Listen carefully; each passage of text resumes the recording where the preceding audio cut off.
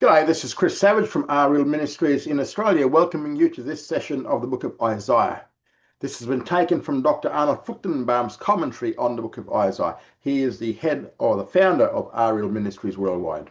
Thank you for coming along. So thank you for coming along to this. We're into session 14 of the book of Isaiah. Last session, we're in the restoration segment, restoration of Israel segment. God caused Israel to go into hiding until the indignation passed. Israel was told to go into hiding for a period of time during this tribulation period. And we learned that the place of refuge was in the mountains, in the wilderness, in the city of Bozrah or Petra. It's in southern Jordan today. Purpose of this indignation we see was, while the Jews are in hiding, is to punish the earth for their iniquity. And once the inhabitants of the earth have been sufficiently punished for their sins, then God will turn to the people in hiding, the Jews, and that turning will then lead to Israel's national regeneration. In that day, prophetic future, the sword will be against Leviathan, who is Satan.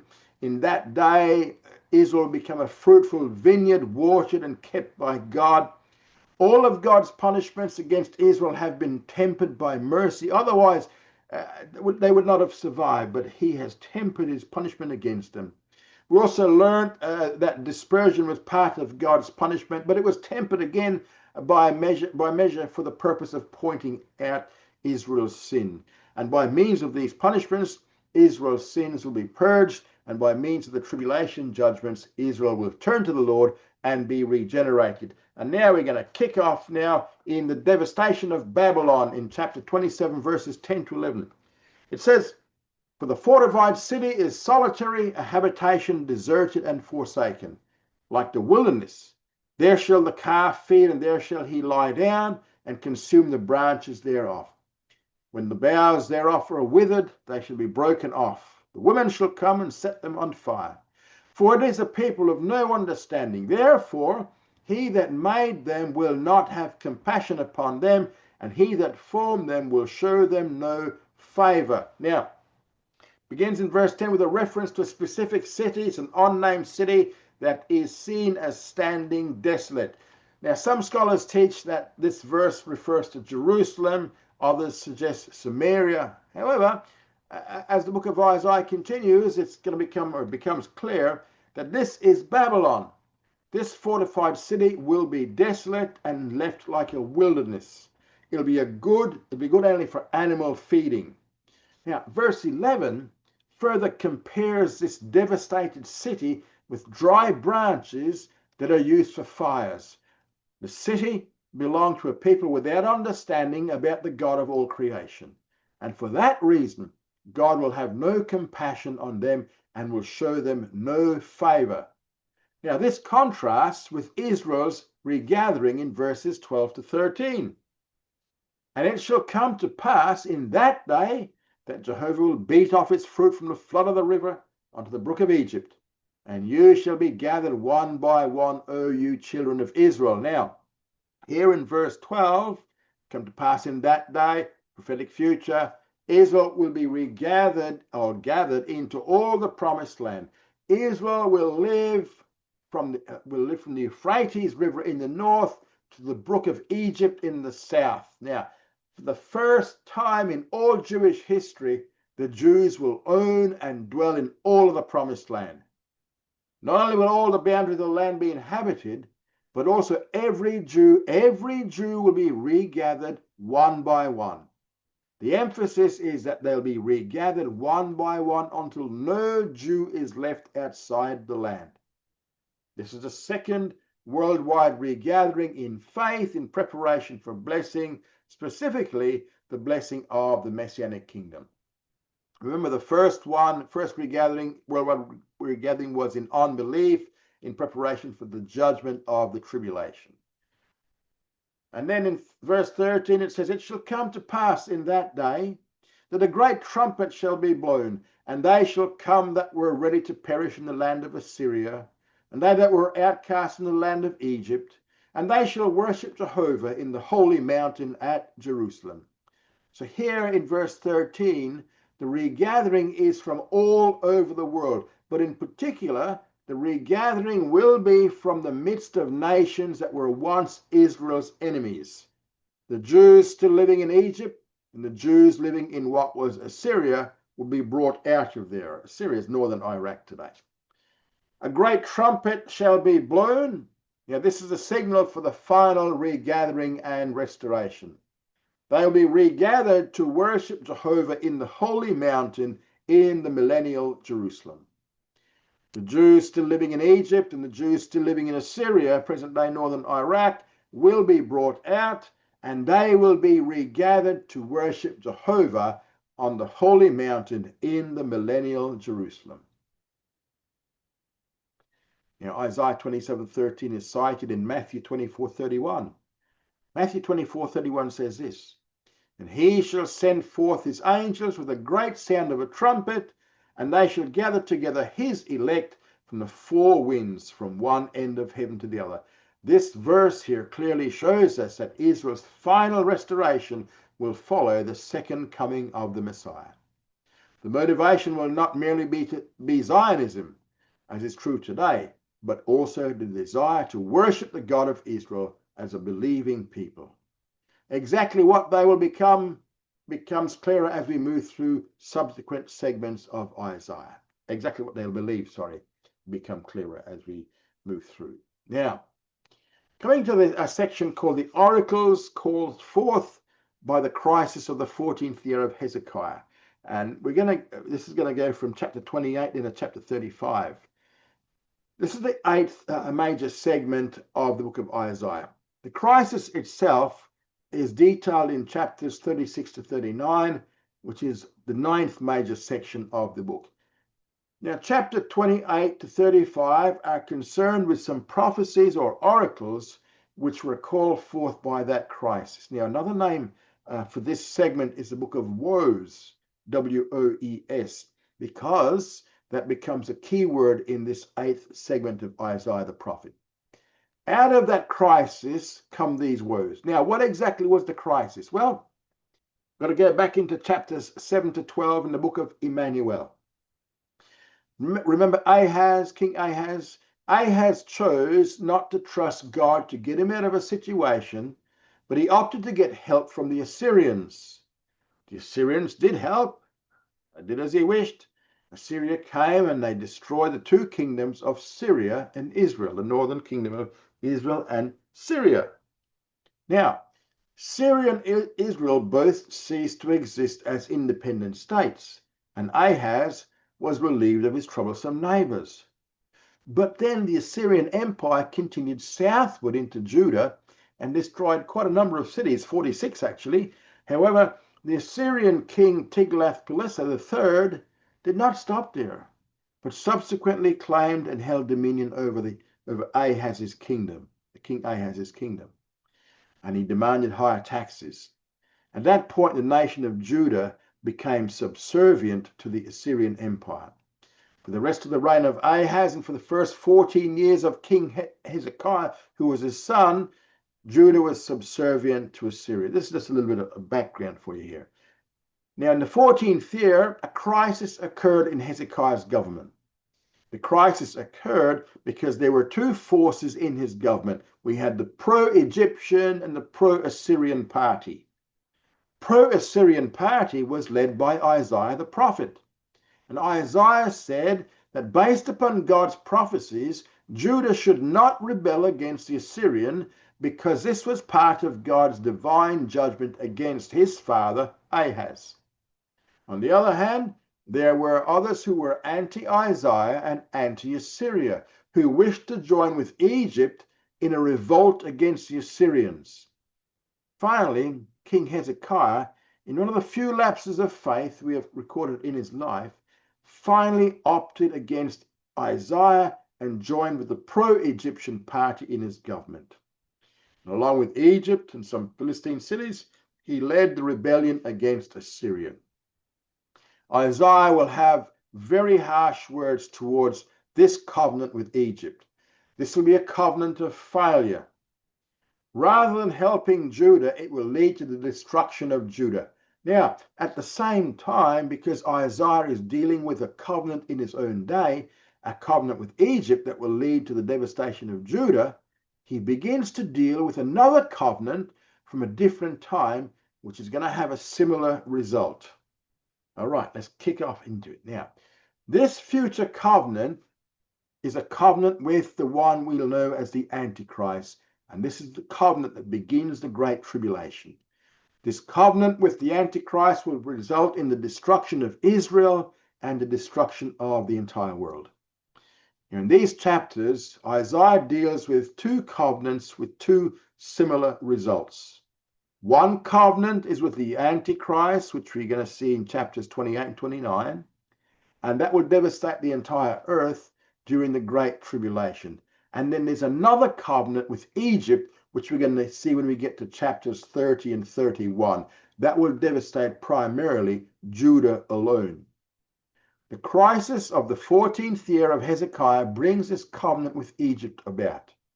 As Isaiah is given these prophecies, a covenant with Egypt is being made. Isaiah warns of coming judgments, and the judgment is the total devastation of the land by the Assyrians. In chapters 36 to 39, we'll see this devastation of the land in fulfillment of several of these prophecies of this segment. Examples of the book of woes we see here in chapter 28, verse 1, woe to the crown of pride. 29:1, ho, Ariel, Ariel, woe unto them.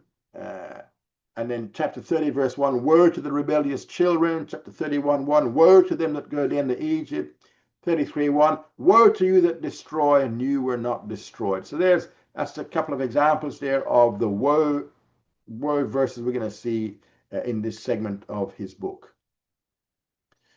Now, we're going to look at the distress of Ariel, which goes from 28:1 to 29:24. We see the example here of Ephraim, verses 1 to 6 of chapter 28. Woe to the crown of pride of the drunkards of Ephraim, and to the fading flower of his glorious beauty, which is on the head of the fat valley of them that are overcome with wine. Okay, we'll just read that verse. Now, rather than dealing with his own kingdom, Judah, Isaiah looks north to Israel, and he's using Israel as an example. The example of Ephraim is the northern kingdom, Israel, is one of judgment against Ephraim's pride and drunkenness. Verse 1 begins with the first woe. It's a woe to Ephraim, announcing impending judgment. Ephraim is described in verse 1 as being the crown of pride of the drunkards of Ephraim, and to the fading flower of his glorious beauty. Capital of the northern kingdom was the city of Samaria. Now, Samaria became the center of Ephraim's pride, and yet it is already, as far as Isaiah is concerned, in the process of melting. He says that the problem with Ephraim is that it is characterized by drunkenness and alcoholism. The drunkards of Ephraim are smitten down with wine. He says that it is located at the head of the fat valley. Now, while the city of Samaria was built upon the hill of Shamir, it's there on the screen, all around this hill are higher hills that give the appearance of a valley for the city itself. It is a very productive valley, a very fruitful valley. Samaria sits at the very head of it. Yet all of this is about to be destroyed. In verses 2 to 4, Isaiah spells out the reason for the woe in verse 1.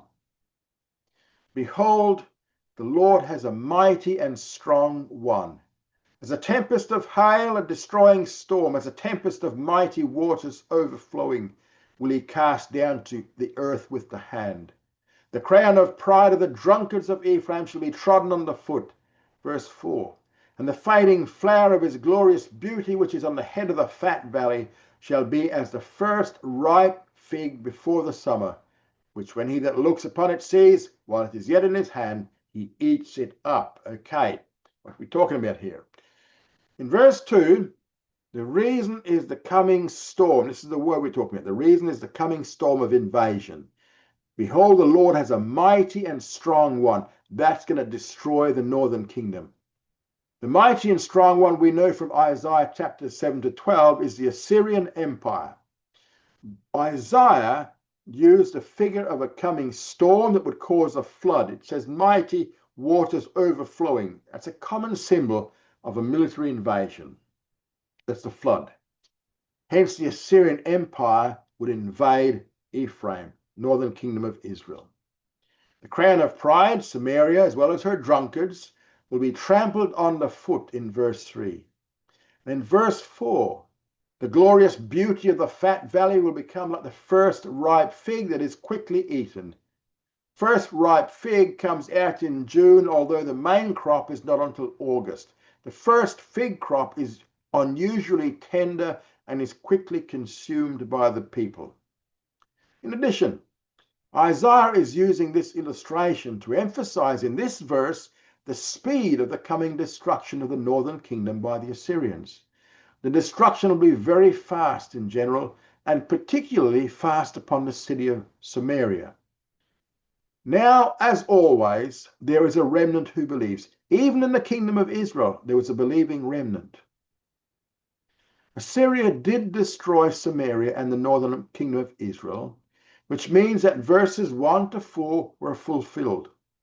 Now, how verses 5 to 6 relate to verses 1 to 4 can be understood in two ways. First, they could be a continuation of verses 1 to 4, dealing with the Assyrian destruction of Samaria and the northern kingdom of Israel. The phrase "in that day" usually points to the prophetic future, but sometimes it points to the time period that was covered in the previous section, which in this case here was the Assyrian invasion of Israel. If this is so, God was the fire for the non-remnant, while for the remnant he would be a crown of glory and a diadem of beauty, which we'll see in verse 5. Now, second option is to interpret the phrase "in that day" as referring to the prophetic future. The expressions crown of glory and diadem of beauty refer to royalty and therefore would point to the Messianic kingdom.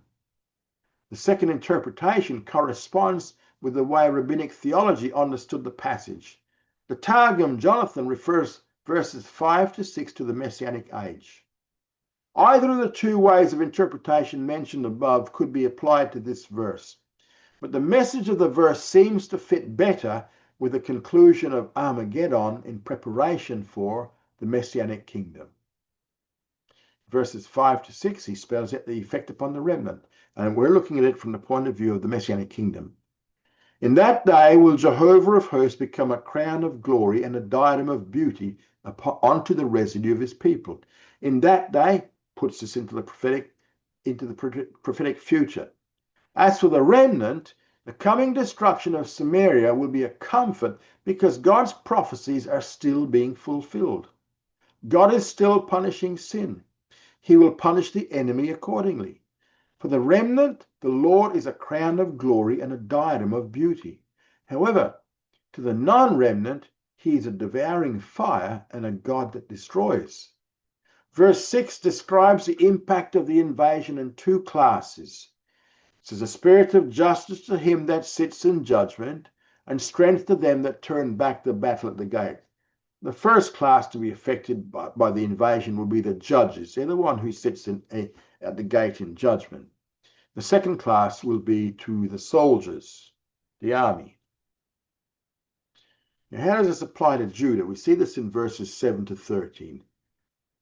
In verses 1 to 6, he has been dealing with the northern kingdom of Israel. But now in verses 7 to 13, he gives an application to Judah. We see the state of Judah in verses 7 to 8. "And even these reel with wine and stagger with strong drink. The priest and the prophet reel with strong drink. They are swallowed up of wine. They stagger with strong drink. They err in vision. They stumble in judgment. For all tables are full of vomit and filthiness, so that there is no place clean." So Isaiah turns from one kingdom to the other in verse 7. And he says, "and even these," which means this expression now indicates a turning to and the facing of a different group. So he's talking about Judah now. As he now turns to Judah, he finds that the very things that brought about Israel's fall under Assyria is now also happening in the southern kingdom of Judah. And in verse 7, Judah, the priests and false prophets were characterized by drunkenness as it was up in the north.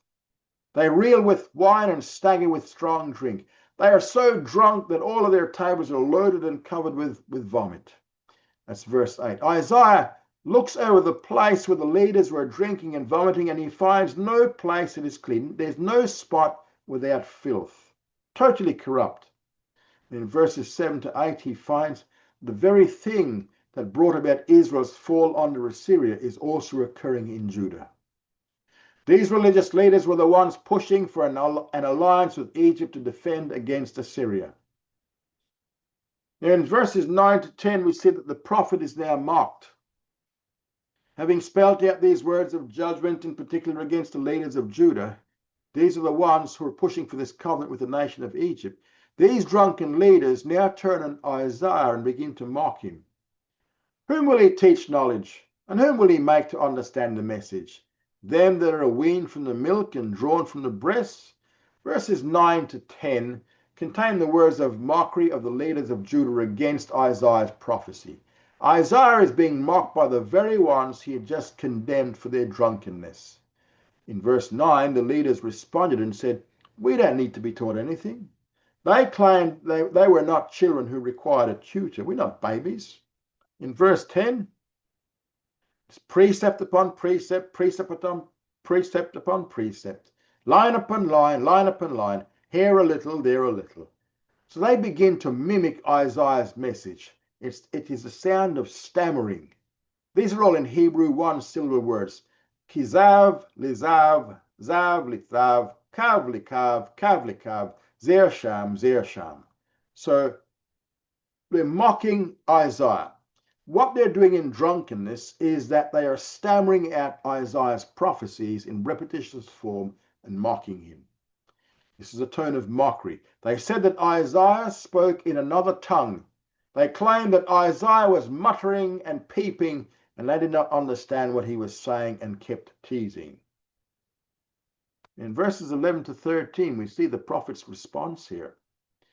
Nay, but my men of strange lips, and with another tongue will he speak to this people, to whom he said, This is the rest, give ye rest to him that is weary. This is the refreshing, yet they would not hear.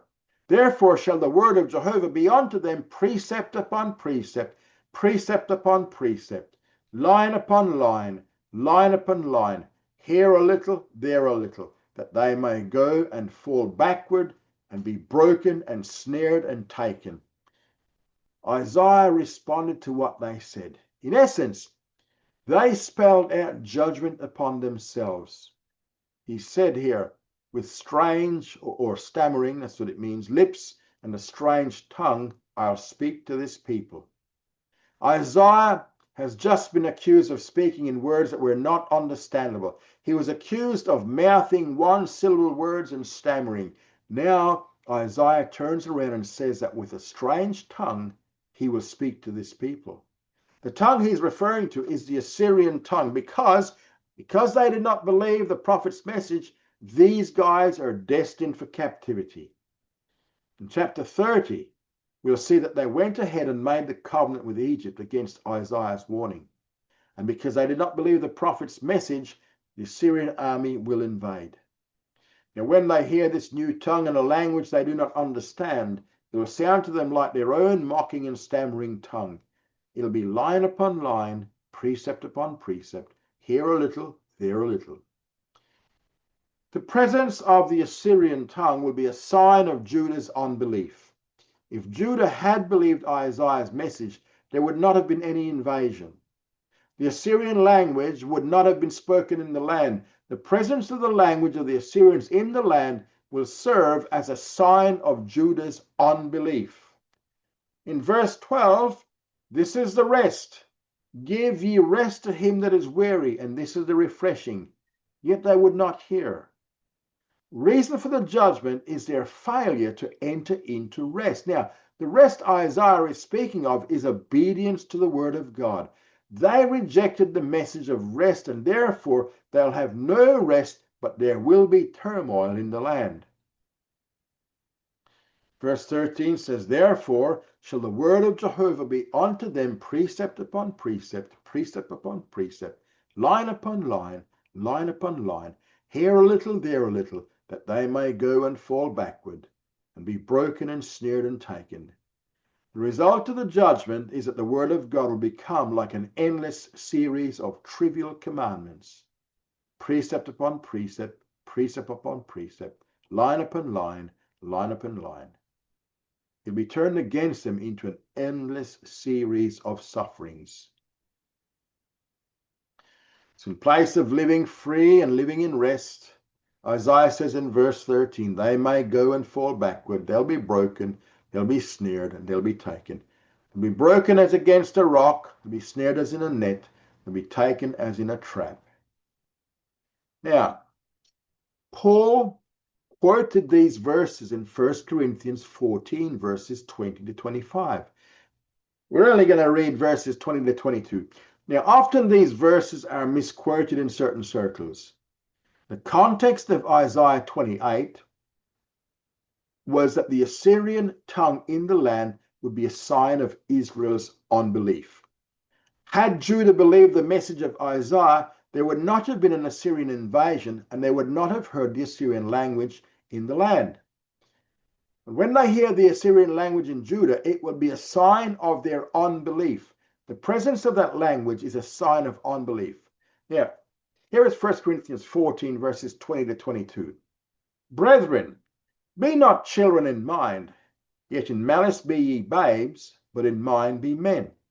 In the law it is written, By men of strange tongues and by the lips of strangers will I speak unto this people, and not even thus will they hear me, says the Lord.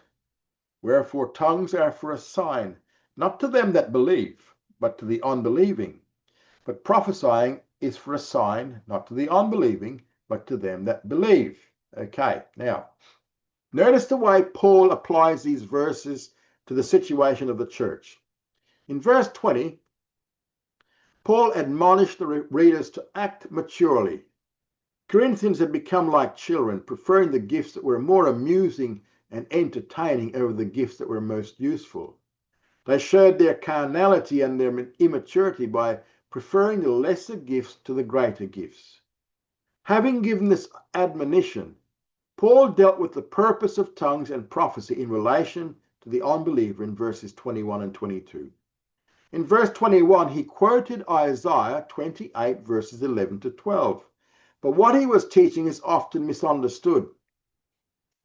Isaiah speaks of a historical event, the divine judgment by means of the Assyrian invasion. Isaiah had called and warned the people of Israel to repent, but they refused to listen and failed to repent and obey.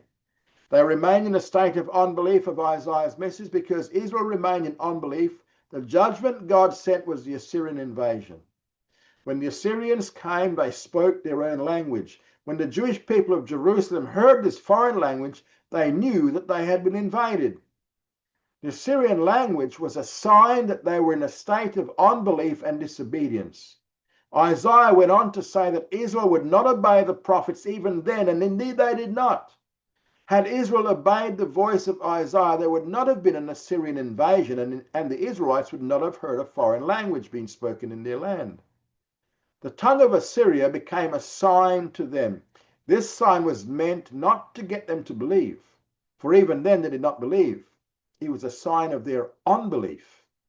Now, after quoting Isaiah 28, 11 to 12, Paul next applied the verses to the gift of tongues. As he showed in verse 22, the gift of tongues is meant to be a sign for unbelievers. They hear other languages being spoken, but they do not understand. And because they do not understand, they'll not believe. Often, what you will hear is that the purpose for tongues in the church is a sign for the unbelievers for the purpose of getting them to believe. Yet Paul says the opposite purpose is true. Paul says that not even then will they hear him. The purpose of tongues in the church is not to bring the unbelievers to faith. It has the same purpose that it had in Isaiah 28.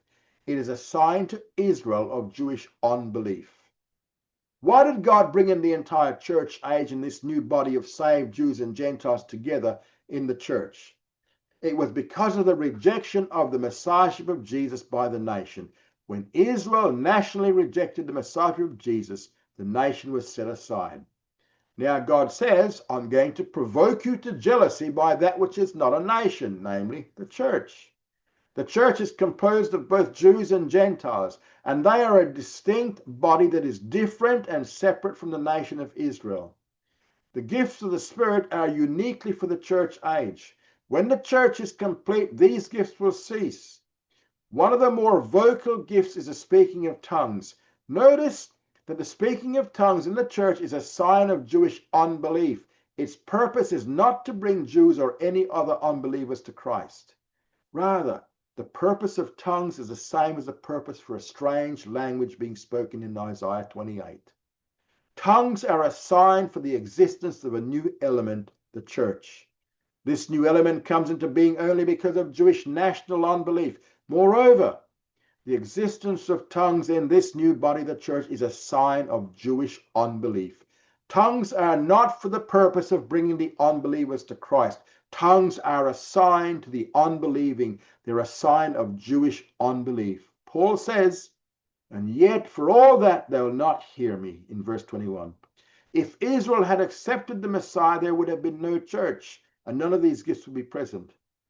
Just as Judah's disobedience led to the existence of the Assyrian language in the land, so the disobedience of Israel led to the new body and the existence of tongues. The application in 1 Corinthians 14 is the same purpose as Isaiah 28. It is for the purpose of a sign of unbelief. Tongues are not a sign for bringing unbelievers to faith. Now back to verse 14, 22 of Isaiah 28, the covenant of death and Sheol. The first 13 verses of Isaiah 28 are pretty much introductory. Isaiah had shown the root cause for making this bad covenant with the Egyptians against the Assyrians. The basic root cause is that the leaders of Judah, like the leaders of Israel before them, are characterized by drunkenness, and they have no sensible mind to make good choices and to make good judgments. The leaders of Judah do not have the presence of mind to make good judgments and decisions. Eventually, that will bring about the invasion of Judah by the Assyrians. That is his introduction to this entire segment of chapters 28 through 35. Now Isaiah will begin dealing with two covenants, talking about two types of devastations. First covenant he's dealing with is not the covenant with Egypt, but with the Antichrist that will also bring about the worldwide devastation. This coming covenant with the Antichrist will devastate the nation of Israel and the entire world. Daniel 9:27. We need to look at this to understand this. The covenant of death and Sheol, as described in Isaiah 28:14-22, is best understood in the context of Daniel 9:27. Daniel 9 verse 27 states, "He shall make a firm covenant with many for 1 week. And in the midst of the week he shall cause the sacrifice and the oblation to cease, and upon the wing of abomination shall come one that makes desolate, and even unto the full end, and that determined shall wrath be poured out upon the desolate." Daniel, prior to verse 27, in Daniel 9:24, Daniel declared a period of 70 weeks decreed upon the Jewish people to finish transgression, to make an end of sins, and to bring in everlasting righteousness, seal up vision and prophecy, and to anoint the most holy. Now, in Daniel, this period of 70 weeks or 77s is what it should be, 77s, is 490 years, which is divided into 3 sets or subdivisions.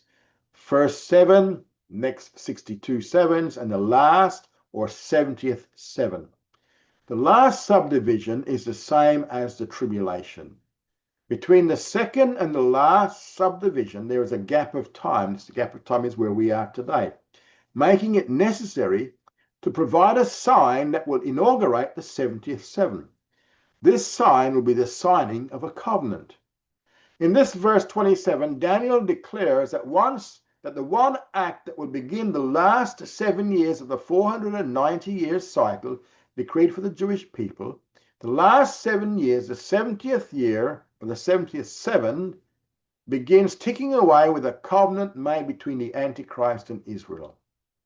Notice in verse 27 that the covenant is made with many, but not with all, because there will be a segment of the Jewish people who will reject making this covenant with this person who will be revealed as the Antichrist.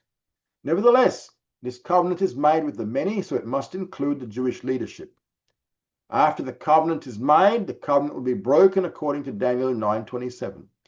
The result of the breaking of this covenant is that desolations and judgments will fall upon the Jewish nation. With this background, let us return to Isaiah 28, where Isaiah is speaking of the same covenant with the same results in an expanded form. Excuse me. While Daniel 9:27 presents a covenant that begins the tribulation from man's perspective, Isaiah 28:14-22 views the covenant from God's perspective. Verses 14-15 is the signing of this covenant. Verse 14, wherefore hear the word of Jehovah, you scoffers that rule this people that is in Jerusalem. Here in verse 14, God's viewpoint of the many who will enter the covenant is revealed. God calls the ones making this covenant scoffers. He considers them mockers rather than serious leaders. These rulers will scoff at any warning against the signing. And the leaders include the many of Daniel 9:27 who enter this covenant. And then verse 15 gives the reason God considers them thus and provides his viewpoint of the covenant itself. Because you have said, we have made a covenant with death, and with Sheol are we at agreement.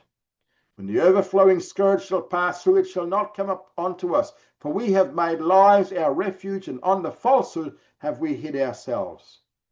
Here we see why God calls them scoffers. The purpose of the covenant in verse 15 is to gain some measure of security and escape the overflowing scourge. Well, the Bible uses many symbols. It uses the symbols consistently. The figure of a flood, when used symbolically, represents a military invasion. So here, the leaders are attempting to avoid any further military invasions against the land. The basic element for this covenant is for the purpose of security. The leaders believe this covenant of Daniel 9:27 will provide the security they need, and they'll no longer have to worry about military invasions. However, God says that they are fools for thinking this way. This is not a covenant of heaven, but of hell. It is not a covenant of life, but of death.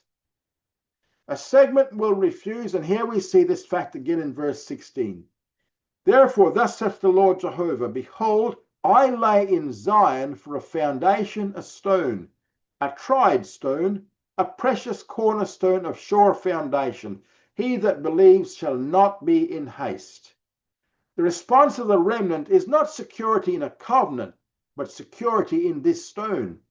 This stone is proven, it is tried, it is precious. It is a sure foundation according to Romans chapter 9 verse 33 and 1 Peter chapter 2 verse 6. This stone is Jesus the Messiah.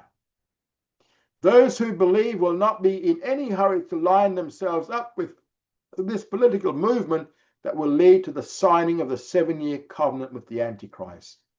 While the many, including the leaders, will enter into this covenant, there will be an element who will reject to have anything to do with it. And that is the indication in Daniel 9:27 as well. Verses 17-22 spell out the same three results of the covenant that are also found in Daniel 9:27. First, the covenant will be broken in verses 17-18. Second, desolations will fall upon the Jewish people in verses 19-20. Third, the wrath of God will be poured out on the whole earth, 21-22. The covenant is now broken in 17-18, and the military invasion takes place. And I'll make justice to line and righteousness to plummet. And the hail shall sweep away the refuge of lies, and the waters shall overflow the hiding place. Here in verse 17, the truth will eventually come out as to the nature of this covenant. This covenant will not be of life, but of death. It is not of heaven, but of hell. In verse 18, that covenant will be annulled or broken. And your covenant with death shall be annulled, and your agreement with Sheol shall not stand. When the overflowing scourge shall pass through, then you shall be trodden down by it. When it is annulled when this covenant is annulled in verse 18, then military invasions will come against the land. The very thing that they had hoped would not happen will now take place. Back in verse 15, they enter the covenant for the purpose of security.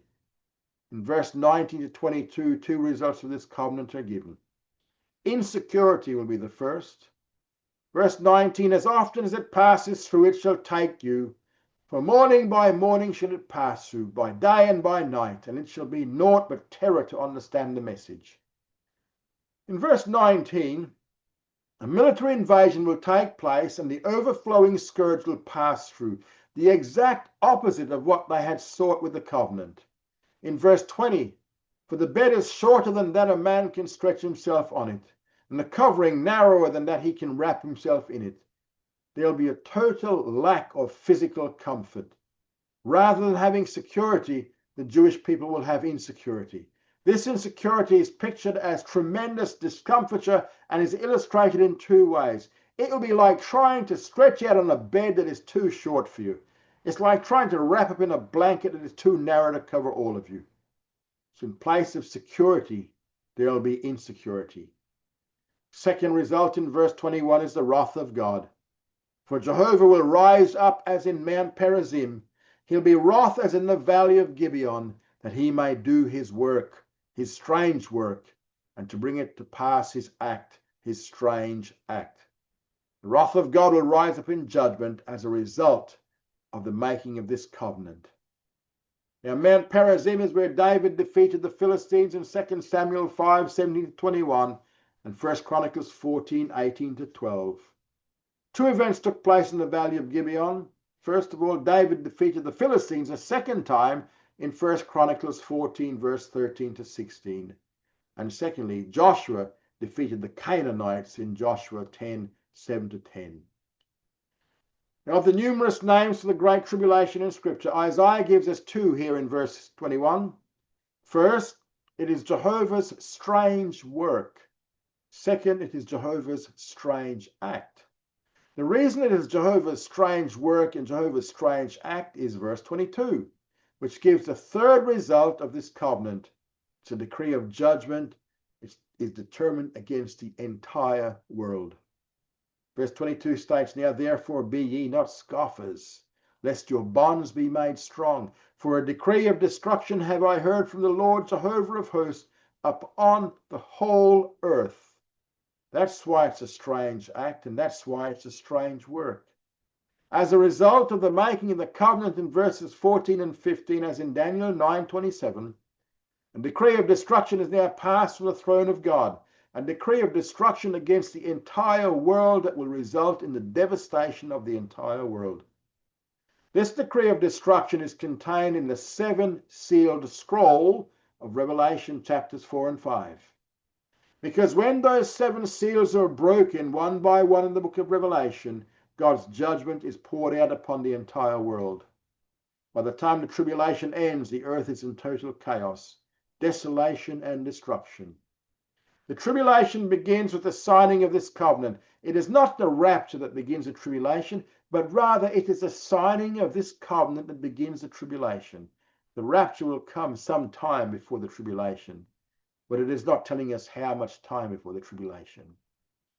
Starting point of the tribulation is a signing of this covenant that causes the decree of destruction to be passed from God and from his throne. Now we see some explanatory parables here in verses 23 to 29. Give ye ear and hear my voice. Hearken and hear my speech. In verse 23, there is a call to learn. Give ear, hear my voice. Hearken, hear my speech.